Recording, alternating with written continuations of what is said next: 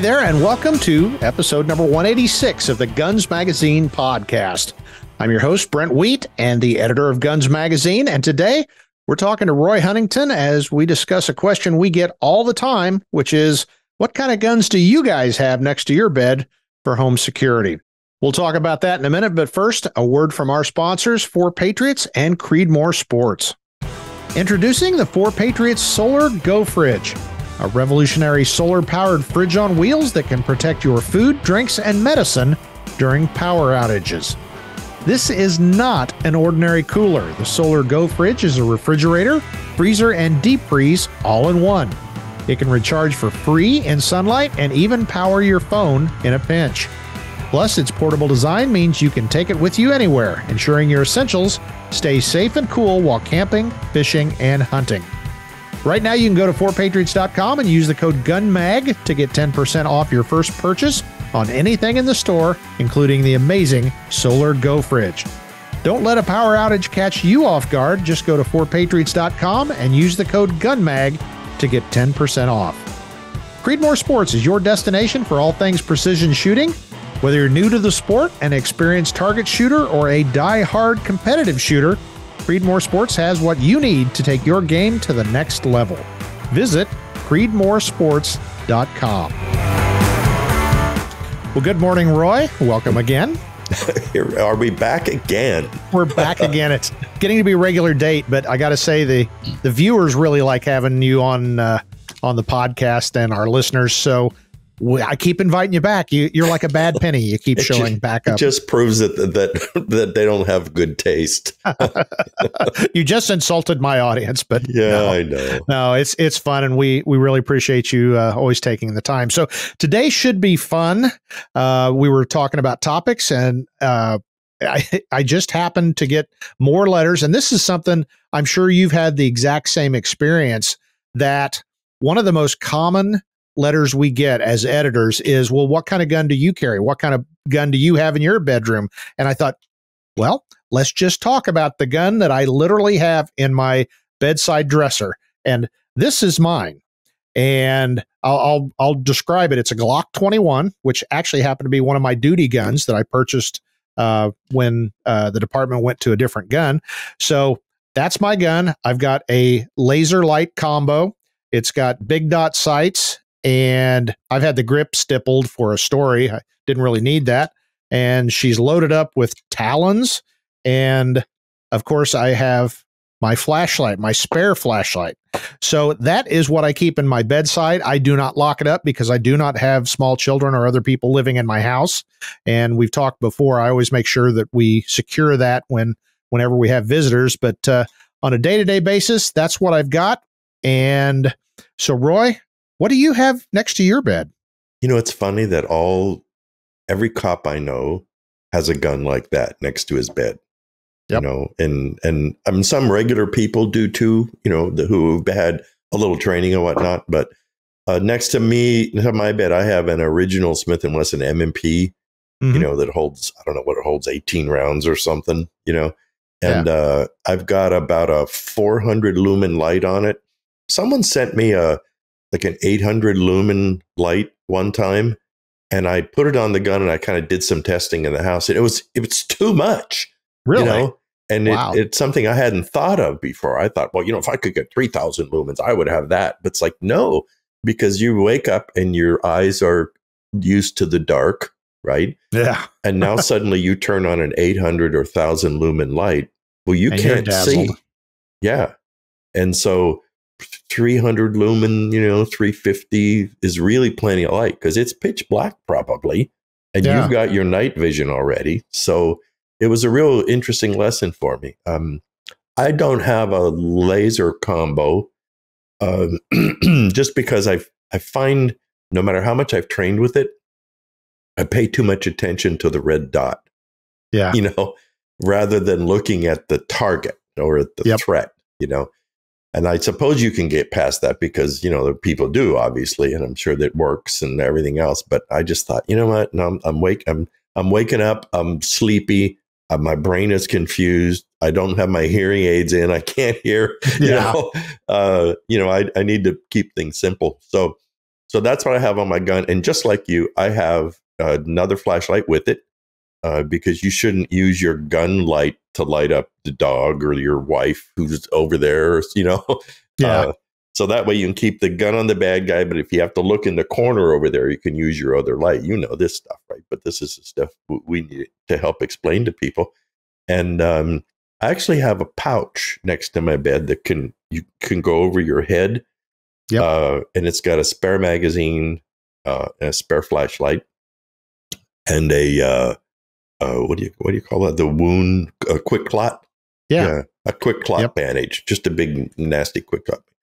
And so if you have enough time, I would put that over my head too, because when you're in your underwear or you're nowhere, right?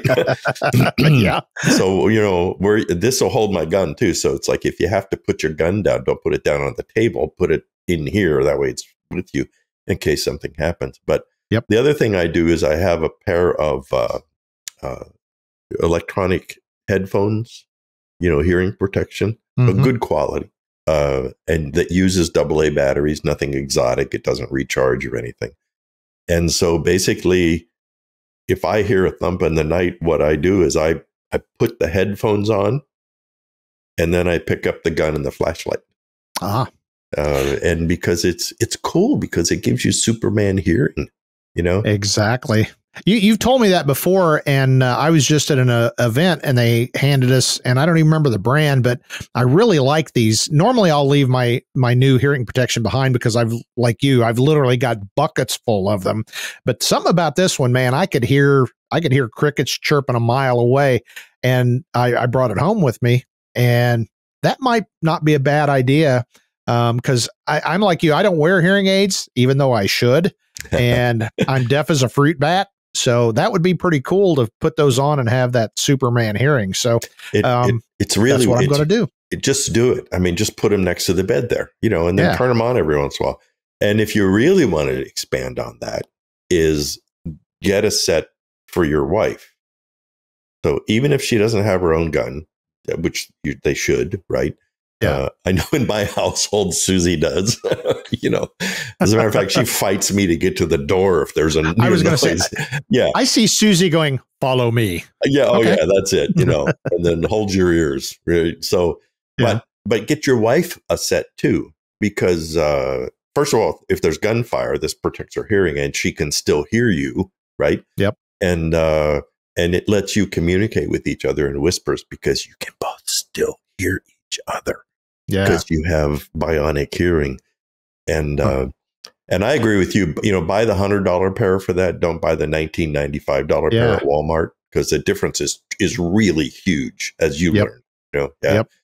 But that's it. And then people forget that it's like your bedside gun gets dusty or dirty. Take it out, shoot it every once in a while, clean it. Put it back.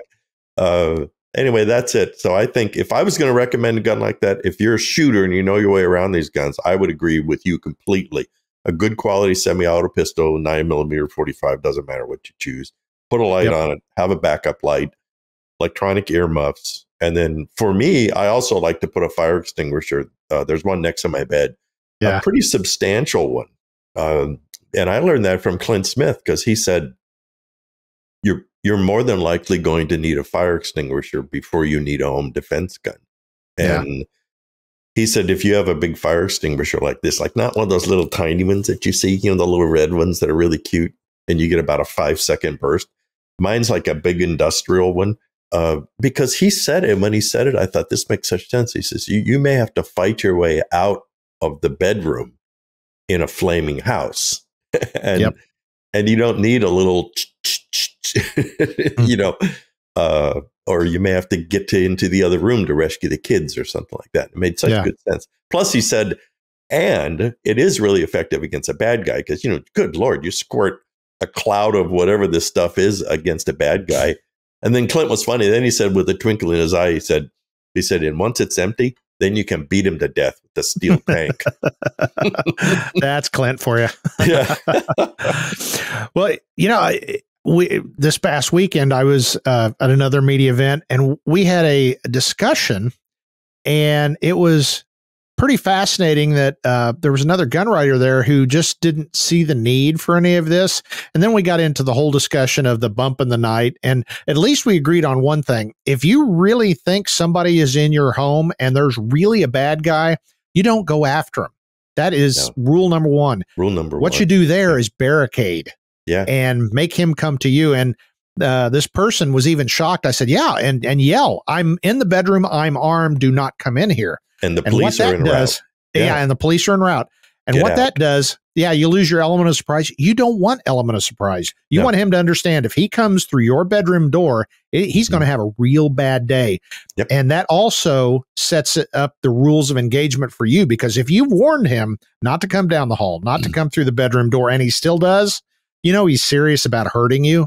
So that makes the whole chain of events from there much easier. That puts him on the defensive. So, but the interesting thing, and I've talked about this before in different columns and things, is the gray matter or the gray area in between. And that's the one where you wake up and you hear the noise and you think, what in the heck was that? And we've all woken up to hear a big crash or something, and you lay there hyperventilating for a second and you don't hear anything else. So then the question is, okay, do I slip over to the other side of the bed and barricade and get ready for it? Or I need to go check. And that, to me, is the primary place for that bedside gun, because you don't want to walk out there fat, dumb, and unarmed just in case it is that cat burglar instead of the cat. But by the same token, I don't necessarily consider my bedside gun as my primary fighting weapon. But if I'm going to check the house when I heard a crash, a bang, a boom, and I think I won't be able to go to sleep until I verify that the house isn't on fire, that, something weird happened. And that, for me, is the primary use of that bedside gun, because if I'm really going to fight somebody, they're going to have to face the 870 that's right under my side of the bed. You're exactly right. It's the bump in the night and then nothing else is the worst one, because you have to make that decision. I will say that with the training you and I have, I mean, we have really cleared buildings where we were pretty sure there was a bad guy inside, and we have found bad guys inside at times. And it's a terrifying situation because you're always at a disadvantage. They're expecting you. So every time you pie a corner, it's like you're waiting. Is this the one? Yeah. So I'm a firm believer of doing exactly what you're saying, which is barricade yourself. And, I have 2 dogs. Now I have 3 dogs, Australian Shepherds. They're smart and they're very protective of their home. And they have free run of the house at nighttime. So every once in a while, I'll wake up at nighttime and hear roof, roof, roof, roof, roof, roof, roof. And so I know that that's just them notifying that something's going on outside that they don't like. It's usually deer, or a skunk or something.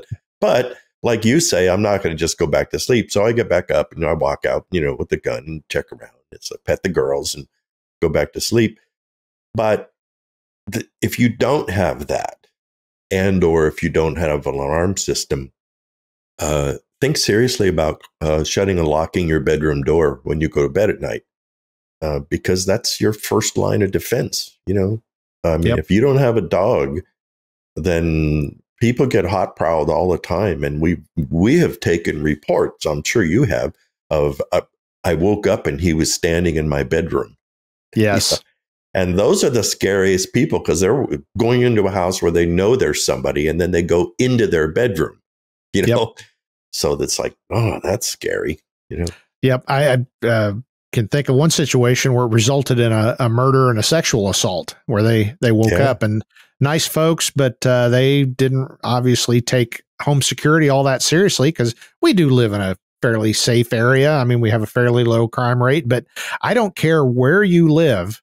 There is a possibility on one day and at one time, whether you want to think it's evil or crazy or whatever it happens to be, that it could happen to you. And we've discussed before that that's one of the big problems getting through to folks, is it can't happen to you. And this discussion I had with this other person who I thought knew better, they don't carry a gun except when they're going in bad places. And I said, how do you know what a bad place is? And this person had no answer. So well, they don't, because they don't have any training, you know, and they've never seen it. They've never probably been in a fist fight in their life, you know. You know, I live just outside of Joplin, and maybe about 10 years ago, there was a double homicide just about a mile from me. Of course, we went, what? Yeah. You know, in our sleepy little community, you know. And as it turns out, it was, you know, two turds who were driving through town, and they wanted to steal another car. You know, so they got off the freeway and drove around until they found the car they wanted, I guess. And then decided, well, hey, we're here. Let's burglarize this house. Yep. And you even had a police officer murdered about a year or two ago, wasn't it? Mm-hmm. Yeah. Yeah. So two officers murdered at responding to a thing. But that's a classic case of normally we're safe. Our neighbors are good. We all look out for each other here. But these guys weren't from here. You know, they were predators, and they came in. And, you know, I know we were supposed to be talking about what's your bedside gun, but I think that's, if you go to your bedside gun, and especially if you use it, it's like things are already failing badly. You know? I mean, I'm a firm believer of have a strong fortress, and so they can't get in the house to begin with. You know, I have a full house alarm system. I have cameras. I have lights that come on automatically. I have signs that are posted everywhere. Smile, you're on camera, because they are from the moment they get on my property, they will be on camera. And then, of course, I have good, strong double windows, double locks on everything, and 3 dogs. You know, and so you have to harden the fort, you know. And if people say, well, you're paranoid for doing all that, you can smile and say, yeah, I don't know, maybe, you know. Yeah. Exactly. And there's that bedtime ritual of, and I've finally got my beloved wife to invest in this too, of check every door, check windows, make sure the garage door is shut. You know, just things like that. And it doesn't take long, but I'm sure you've had this experience of waking up, and for whatever reason, you forgot to shut the garage door, you forgot to set the alarm, and it's a creepy feeling. Nothing happened, but it's like, man, somebody could have come in so easy. Yeah. Well, you know, you've been to my house, and there's a hallway that goes into the garage. Well, that's one of my final things, you know, as I open it and I look outside to make sure that the garage doors are closed, which of course they are, because I always close them. Except every once in a while, it's 10 o'clock at night, and you look outside and you think, holy crap, whoa, the door's open. What an idiot I am, you know. But that reaffirms, you know, you have to do that check every night. Oh, because there's been times, and I know it's happened to you, you go around to do the final check at nighttime, and there's a window open, you know, and you find out later on it's because your wife opened the window because she was doing something, and then, you know. And so normally, say that window isn't open ever, you know, in the spare bedroom or something. So it's crazy. You know, my alarm system is it'll tell you if there's a window open. So when you go to set it, it won't let you set it. It goes beep, beep, beep, you know, and it puts a light at whatever the window is. So, I mean, that's cheating, but I'll be honest with you, I still check everything. You know? I mean, upstairs, downstairs. So let's get into something that I worry about constantly, because I have 6 granddaughters, all under the age of 8, and they obviously visit. We have house guests pretty frequently. I leave my pistol in the bedside drawer. It's the classic right there, and so I can easily grab it. And the main reason I do that is what we were just discussing a moment ago, is if you wake up, somehow all of your layers of security have failed, and there's the guy standing over the bed with a whatever, I want to be able to just roll over and hopefully get my hand in that drawer and get to a firearm. But I worry to death about security. And I've talked about my security, or the firearm safety. And I've talked about, you know, I have a big sign in the toy box that the kids all walk into as soon as they come in the house that says firearm safety check. And it has all the places. And number 1 is the bedside gun, because it's just a matter of opening that drawer. Have you used any of the, say, biometric safes, or what has been your firearms safety techniques over the years? Because you're in the same boat. You don't have kids living in the house. But what have you done in that regard? I've actually tried the biometric safes and this keyed safes and all those things, the lockbox next to your bed. And I don't use one because It's like people say, oh, well, I keep my gun, it's loaded in my gun safe. It's like, okay, it's 2:30 in the morning. Yeah. There's a lightning storm. Your dog is barking. You're pretty sure there's somebody in your house. And now you're going to do the combination on your safe and say, well, give me just a second. I'll be there. I'll be ready in a second. Right. And we will probably get angry sponsors, but I have had the biometric safes fail. You probably have too. You put your handprint on them and it beeps at you and it doesn't open. Yep. You know, and the key thing, I even tried wear the key around your neck, and there's the thing, you know, when our daughter was little, you know. Yep. So it was a make do, but as soon as all the kids were gone, no, I keep my gun where I can get it. I actually keep mine on the table next to the bed with the flashlight next to it. And then I have glow in the dark sights on the gun, and I primarily have those because I wouldn't rely on them, because if you can see your sights but you can't see your target, what are you doing? You know? Yeah, exactly. But what it does do is it lets you find your gun at nighttime. Index. Yeah. You know, I mean, it's amazing. And I learned a trick. It was Bill Lockridge from Cylinder and Slide Shop. He has a radium dial watch, and he says, like, when he travels in a hotel or something, he puts the watch next to his bedside table, and he puts his flashlight on in the watch, you know, within the band of the watch. That makes sense. He says, so then when I look over, I can see my radium dial on my watch. I know right where my flashlight is. There's no fumbling. And I thought, what a brilliant idea, you know? Yeah. Because I've run into that too when I was just recently traveling, because I always have, you know, a small flashlight with me. And that's the most important thing in a room you've never been to is I set my flashlight there. And in this case, I couldn't take a pistol where I was going, but at least I had that flashlight. And when it gets really dark, you can't see it. And 9 times out of 10, you reach for it and you knock it over and it goes under the bed with all the dust bunnies and rolls off the table, something like that. Yeah. And you know what? I asked one time, I think it was Streamlight, after Bill told me that. And I said, look, this seems like a no-brainer to me. Yeah. Why don't you put a tritium tube, you know, like on the light? Yeah. So you can see it. And it was interesting because they went, that's right? Yeah. Well, they got back to me and they said at the time, this was a few years ago, they said that you can't do it, that there's federal laws about how you can use tritium. Okay. In other words, they're specifically authorized for firearm sights, and there's, you know, a few other, and you can't sort of just like, hey, I'll put some tritium on my windshield so I can see where the thing, you know, you can't do that.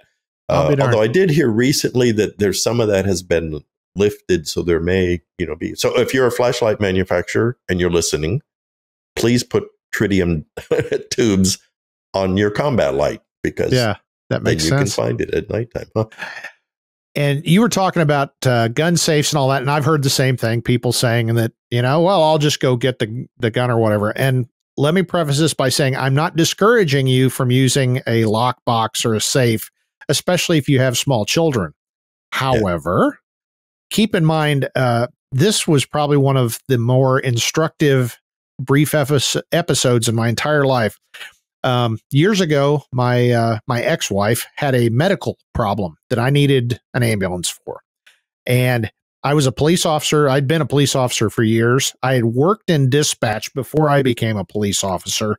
I knew the administrative numbers, the secret numbers that only the police know. I'd called them hundreds, if not thousands of times.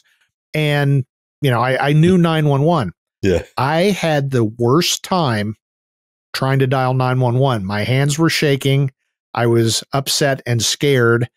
And it was almost like my hands were operating independently of my brain. And I was like, why can't you dial 911? Now, it probably took me just an extra second, but it seemed like a lifetime. And I thought, if I had trouble dialing 911 after having done all this and been through countless emergencies in my lifetime, I can't imagine a quote unquote normal person that is suddenly confronted with something, remembering a phone number, 911, get a key in a slot. If you think, you know, we say it so often, but it is so true. You do not rise to the occasion. you default back to your level of training. And when it comes to fine motor skills like dialing a dial or punching in a code, if you're really scared, ain't going to happen. It's not going to. Not going to happen. I mean, if you have kids, like you say, we have to do something, of course, right? And so and it may not be the perfect solution, but so you have to do that. But then once the kids are gone, like if I have anybody visiting, if there's children or something, I secure the guns. Right. So, but I know they're coming over, and it's like what you say. I think I have responded to calls where they say shots are fired, we hear shooting in the background right now. And you hear like an officer responding on the radio, and you hear where he's getting into it, right? And so you're going to, and I know you've done it, and my heart has been just, thump, thump. You can't, your voice is a little bit quavery. You get an adrenaline dump. Your hands are shaking a little bit on the steering wheel. Yep. And I mean, even after you've done it 20 times, it gets easier, I mean, it definitely gets easier. You start to think more clearly. New cops will race in and lock their brakes up and leave their siren blaring and run out and run up to the front. Meanwhile, you can always see the older guy, and he's like shuts down up 2 blocks before and cruises in with his lights off. There's shots fired, but I'm being careful, right? Yeah, exactly. And you're right, though. When you wake up at nighttime, think about this. And if any of you listening has had this happen, to where you wake up and all you know is that you've just heard this really, something is wrong in the house. It's just as bad when you feel the poke from your wife. And she goes, I just heard something. And it's like, when you get that adrenaline dump, especially if they're scared, that translates to everything. And so now your hands are shaking, and you pick up the gun, and your sights are bouncing around, and you drop the flashlight one time, and then you hear another noise. And that's the reality of it. I think anyone who has a gun next to their bed and they don't practice clearing their house, they don't practice, I mean, I have done this in the past. I told Susie, wake me up at night every once in a while. We don't anymore because I know, because we've done it. But early in our relationship, it was like, just, hey, wake me up tonight and tell me, just wake. And it was like, don't wake up. She says, you told me to wake you up. And it was like, oh, okay. All right, good. Thanks. I needed a little bit of practice there, Yep. And so people say, oh, that's stupid. That's corny. Yeah, well, until you need it, huh? Until you need it. And I was going to say, I was laughing because every home I've ever lived in, I've practiced clearing it multiple times. Now, do that when your wife's not home because she thinks you've lost it. But when she leaves, I take the gun and I'll generally clear the gun just to make sure I don't have some kind of massive brain fade. Right. But then I start working angles and doors, because like our long hallway for the bedroom, there's doors every which way. So you run into that situation. Okay, do I have to clear here? Do I have to clear here? Where do I stand? Blah, blah, blah. So it's not just having a gun in the bedside. It's not even just being a good shot with the gun. You got to figure the whole package. As they say, gunfights are a thinking man or woman's occupation. So if you're going to have that gun and you're prepared to use it in the case of an emergency, you've got to think through the whole thing, even to the point of, how will I access it? Will I post here? Will I move through here? What am I going to do with my wife? Does she know to get on the phone and call 911 when something's really going down? So you got to think through these scenarios. And so next time you're having insomnia, as I did last night, take a few minutes to lay there and think, okay, right now I hear something happen, and it's not quite the, barricade. Play the what if game. Yeah, exactly. Yeah. I think cops always do that. I mean, I used to do it all the time. Drive down the street. What if somebody ran that red light right now? What would I do? Right? What if I heard gunshots over there right now? What would I do? And the cool thing about that is, then when it happens, you think, oh, okay, I've done this before. Exactly. In my house, Susie's a retired cop, and we've actually been to team tactics classes together, because, if you're going to fight at home, chances are pretty good your combat partner is going to be your wife. So if she's completely uninvolved in it, that's fine, right? Even though I think that, and you do too, I'm sure she should have some basic defensive knowledge and skills. Right. Hide behind the bed, point the shotgun at the door, don't let anybody in, period, right? They should know at least that much. But, if your wife's a shooter, I mean, Susie and I have trained together like that, clear the house. Hey, let's do that, practice. And people sometimes, they say, oh, well, that's really over the top. Yeah, whatever. Have a nice life, go die. Yeah, exactly. What I learned too is that when, we have a pretty big house here, as you know, but what I learned is that in clearing, it's surprising. There was one time when I saw, wow, I can see down that hallway in that mirror, and I didn't even think about that before till I was doing it. And I thought, oh, that's good. I have to stick my head out here. Yep. So. Well, this has been a great topic, and I'm sitting here. There's about 50 more things I want to talk about. So I think we need to do a follow-up and talk about building, clearing, all that. We've talked about that before, but it's a little different when you're clearing your house, and it never hurts to have that discussion again. So we'll have to schedule that. But Roy, thanks for taking the time to talk to us. And as always, lots of great information. And I would remind our viewers, if you're watching this on YouTube, leave us a comment. Let us know what your bedside gun is and some of your tips and tactics that we didn't cover here. But anyway, Roy, thank you so much. You're welcome, buddy. And, I would like to sign off and just say, as you said earlier, don't go out and engage, the guy who's in your house.